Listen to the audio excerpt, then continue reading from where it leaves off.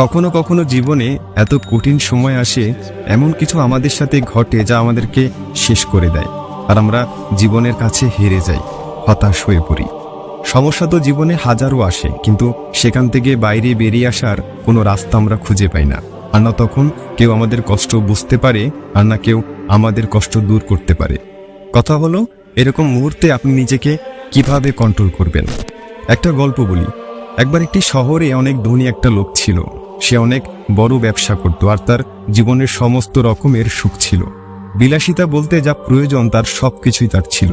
কিন্তু একদিন তার জীবনে এমন সময় আসে যে তার ব্যবসায় অনেক বড় ক্ষতি হয়ে যায়। তার সমস্ত সম্পত্তি নিলাম হয়ে যায়।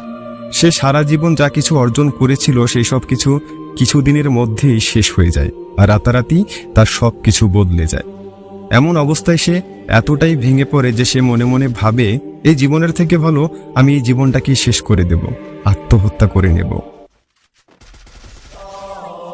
আর এটা ভেবেই সে শহর থেকে দূরে একটা পাহাড়ের উপরে যায়, যেখান থেকে সে লাফ দিয়ে আত্মহত্যা করবে। আর যখন তিনি ওখান থেকে লাফ দিতে যাবে, তখন ওখানে একটা লোক বসা ছিল। বসা থাকা লোকটি তাকে লাফ দেওয়া থেকে আটকায় এবং জিজ্ঞেস করে, তুমি এখান থেকে কেন লাফ দিতে চাও? তখন লোকটি বলে, আমার জীবনে একটা সময় ছিল যখন আমি অনেক বড় ধনী ছিলাম, কিন্তু জীবন আমার সাথে এমন খেলা করেছে যে আজ আমার সবকিছু হারিয়ে গেছে। আজ আমার কাছে কোনো কিছু বেঁচে নেই। তাই এমন জীবন নিয়ে আমি কি করব? এর থেকে ভালো আমি নিজেই নিজেকে শেষ করে দেব। তখন ওই বসে থাকা লোকটি তাকে বলে, তুমি তোমার সম্পত্তি হারিয়েছ, নিজেকে হারাওনি। সম্পত্তি রোজগার করার ক্ষমতা, বুদ্ধি তোমার কাছে কালকেও ছিল, আজও আছে। সময়, পরিস্থিতি এগুলো বদলে যায়। কাল তোমার ভালো সময় ছিল, আজ খারাপ সময় চলছে। বিশ্বাস রাখো, আগামীকাল আবার সেই ভালো সময় ফিরে আসবে। মনে রাখবে, আশা কঠিন সময়ের সবথেকে ভালো বন্ধু। আর তোমার ভিতরে বিশ্বাস থাকলে তুমি সব বাধা পার করতে পারবে।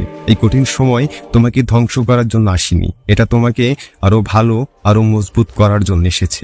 এটা তোমার সাহস, বুদ্ধি ও ধৈর্যের পরীক্ষা নিতে এসেছে। তাই তুমি তোমার বিশ্বাসকে নষ্ট করে দিও না। নিজের ঘরে ফিরে যাও এবং পুনরায় শুরু করো। যা কিছু তোমার কাছে ছিল সেটা আবার অর্জন করো। এই লোকটার কথা শুনে ওই ব্যক্তিটির মাঝে নতুন করে আশার আলো জ্বেলে ওঠে। সে ভাবে, সত্যিই তো, অর্থই তো শেষ হয়েছে, আমি তো শেষ হয়ে যাইনি। আমার পরিচয় কি কেবল আমার সম্পদ? সম্পদ আমার কারণে ছিল, আমি সম্পদের কারণে নয়। আর আমি চাইলে আবার সম্পদ রোজগার করতে পারি। এরপর ওই লোকটি শহরে ফিরে আসে আর নতুন করে কাজ শুরু করে। আর কিছুদিনের মধ্যেই সে আবার ধনী লোক হয়ে যায়। এই ছোট্ট গল্পটি আমাদের শিক্ষা দেয় যে সময় যতই খারাপ হোক না কেন, সেটা একদিন ঠিক পার হয়ে যাবে। তাই যদি আপনার জীবনেও কঠিন সময় চলছে, তাহলে ভয় না পেয়ে তার সাথে লড়াই করে এগিয়ে চলুন।